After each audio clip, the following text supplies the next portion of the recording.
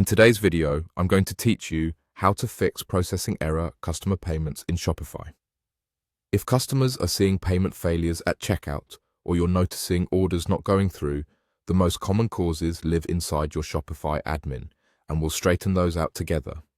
First, open your Shopify store and sign into your admin. For the clearest view of settings, I recommend doing this on a desktop browser. Once you're in the dashboard, head to the bottom left corner and click Settings.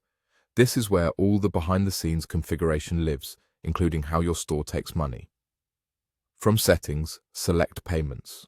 This page shows your primary payment provider, any alternative options you've enabled, and the overall status of your payment setup. Take a moment to scan for banners or alerts.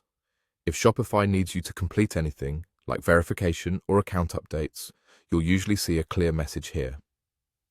Now make sure your payments are set up correctly. Confirm that the provider you intend to use is selected and configured. If you're using Shopify payments, check that the business details are complete and accurate, the payout bank account is added and verified, and your store's country and currency are supported. If you use a third-party gateway, make sure the credentials you entered match what the provider issued and that your account with them is in good standing. Also verify that you haven't turned on any test or sandbox modes for a live store, and that the card types you want to accept are enabled.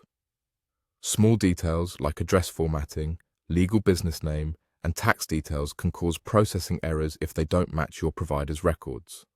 Next, confirm the status shows active and connected. You want to see that your payment provider is live with no pending actions.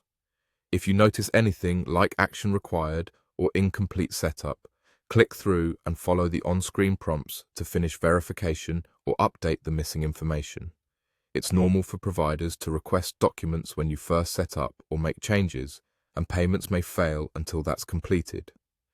If payments are still failing after everything looks correct, try enabling another payment method from the same payments page.